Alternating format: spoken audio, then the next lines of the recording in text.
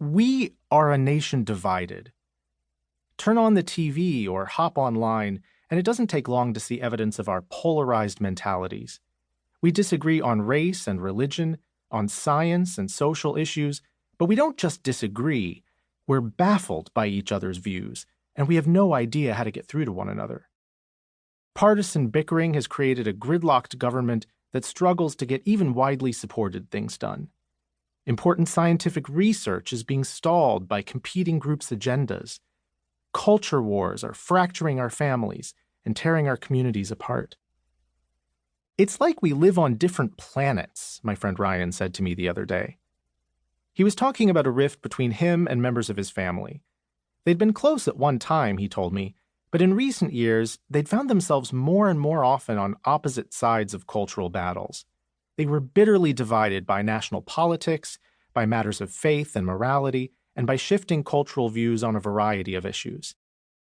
Ryan wanted to be able to sit down with his family and talk through their differences, to help them understand where he was coming from, and to hopefully change their attitudes on the issues that mattered most to him.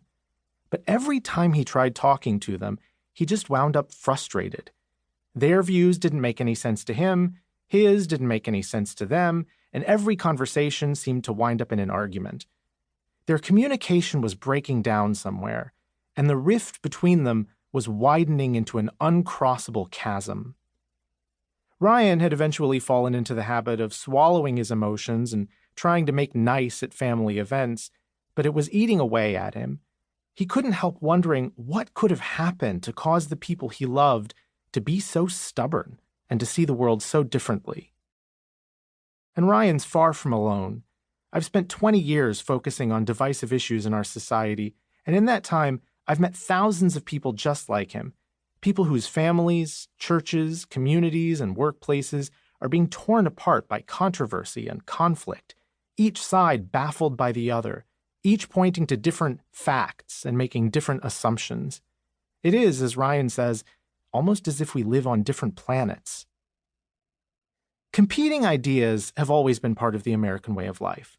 Our political system is built on contests between differing ideas, and our Constitution reflects the hard-fought compromises of founders who did not see eye to eye on everything. But those compromises wouldn't have happened without communication across lines of disagreement, and our political marketplace of ideas begins to fall apart if we're hearing completely different versions of the truth from completely different sources.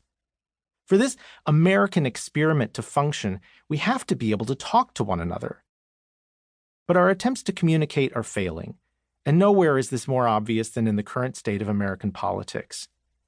Since 1994, the Pew Research Center has studied America's political polarization, and in that time, the value divide between Republicans and Democrats has only grown larger. In 2017, Pew found the largest partisan divide in the history of their research, a value gap nearly 250% as large as it had been. Meanwhile, hostility between the parties has skyrocketed.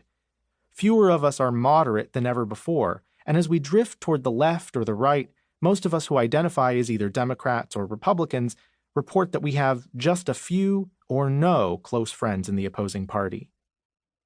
Ultimately, though, our political troubles are only a symptom of the underlying disease.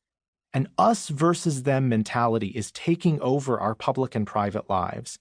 Increasingly, we take our disagreements not to the people we disagree with, but to our own echo chambers, spaces where we can talk about rather than to the other side, where like-minded people echo our own beliefs right back to us.